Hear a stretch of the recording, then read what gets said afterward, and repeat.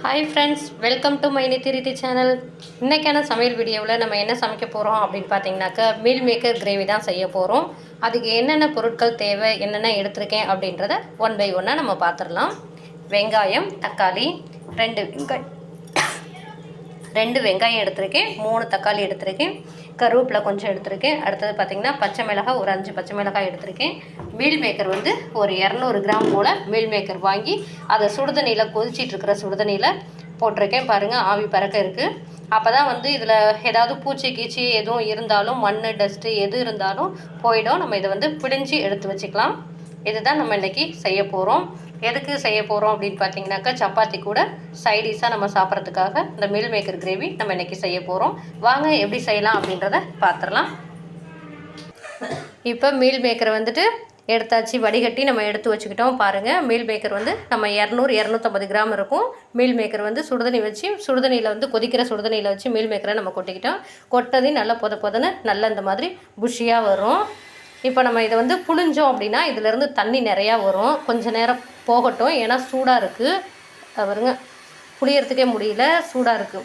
கொஞ்சம் சூடு ஆறுனதுக்கப்புறம் நம்ம இதை பிடிஞ்சோம் அப்படின்னாக்கா இதில் உள்ள தண்ணியெல்லாம் வந்துடும். தண்ணியெல்லாம் வந்ததுக்கப்புறம் நம்ம செய்யலாம்.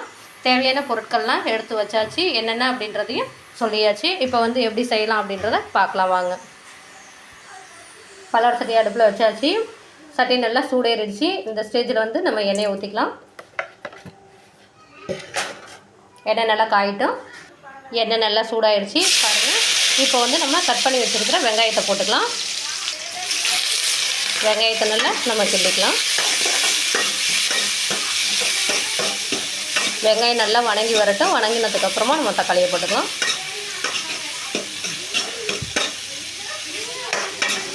சப்பாத்திக்கு பாருங்கள், நல்லா மாவு வந்து பிசைஞ்சு எடுத்து வச்சாச்சு. எவ்வளோ சாஃப்டாக இருக்குது பாருங்கள். இந்த மாதிரி சாஃப்டாக நம்ம பிசைஞ்சு வச்சுக்கலாம். கொஞ்ச நேரம் இது இருக்கட்டும், மூடி போட்டு நம்ம சப்பாத்தி மாவை தனியாக நம்ம மூடி வச்சுக்கலாம். ஓரளவு வணங்கிடுச்சு. இப்போ நம்ம பச்சை மிளகாய் போட்டுக்கலாம், கருவேப்பிலையும் போட்டுக்கலாம். அடுத்ததாக கட் பண்ணி வச்சுருக்கிற தக்காளியை நம்ம போட்டுக்கலாம்.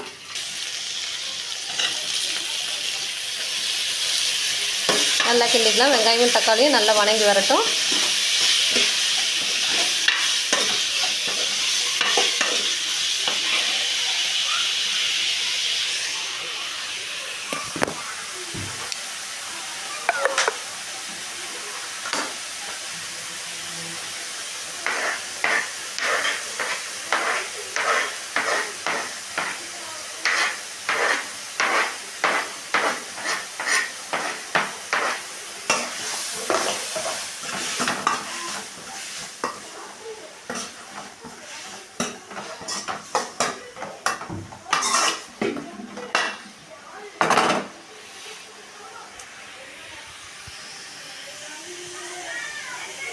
வெங்காயம் தக்காளி சீக்கிரம் வணங்குறதுக்காக நம்ம கொஞ்சமாக உப்பு போட்டுக்கலாம்.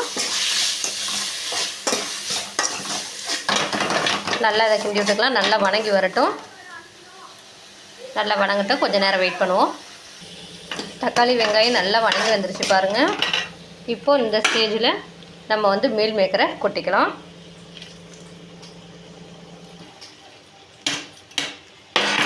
கொட்டிட்டு நல்லா கிண்டி விட்டுக்கலாம்.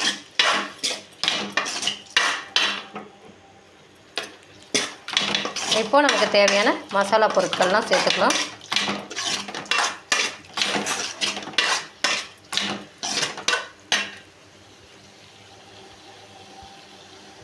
தேவையான பொருட்களில் மசாலா ஐட்டம் என்னென்ன தேவை அப்படின்றத சொல்லலை. இப்போ பார்த்துக்கோங்க. மிளகாத்தூள், மல்லித்தூள், கரம் மசாலா, மிளகுத்தூள், பெப்பர் பொடி, சீரகத்தூள், அதுக்கப்புறம் மஞ்சத்தூள், இதெல்லாமே நம்ம சேர்த்துக்கலாம். சேர்த்துட்டு நல்லா நம்ம கிண்டிக்கலாம்.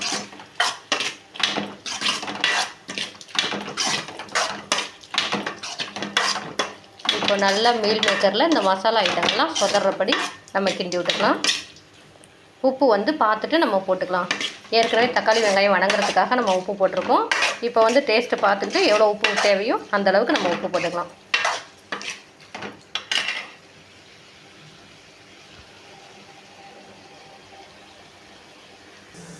நமக்கு தேவையான அளவு இதில் தண்ணி ஊற்றிக்கலாம்.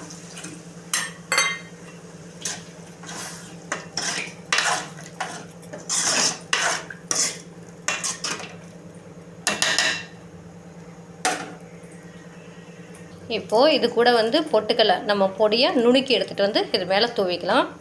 அப்போ இன்னும் டேஸ்ட் அதிகமாகும். நீங்கள் பொட்டுக்கடலைக்கு பதிலாக நீங்கள் நிலக்கடலையும் போட்டுக்கலாம். அப்படி இல்லை அப்படின்னா வெள்ளை எள்ளு கூட நீங்கள் போட்டுக்கலாம். ஓகே, இப்போ வந்து அரைச்சிட்டு வந்து நான் காமிக்கிறேன் பொடி பண்ணி. இது பாருங்கள், இப்போ தூளை வந்து நுணுக்கிட்டு வந்துட்டோம். இதை இப்போ கொஞ்ச நேரம் தண்ணி ஊற்றி நம்ம மிக்ஸ் பண்ணிக்கலாம். கரைச்சிட்டு வந்தாச்சு. இப்போ இதை இதோடு நம்ம சேர்த்துக்கலாம்.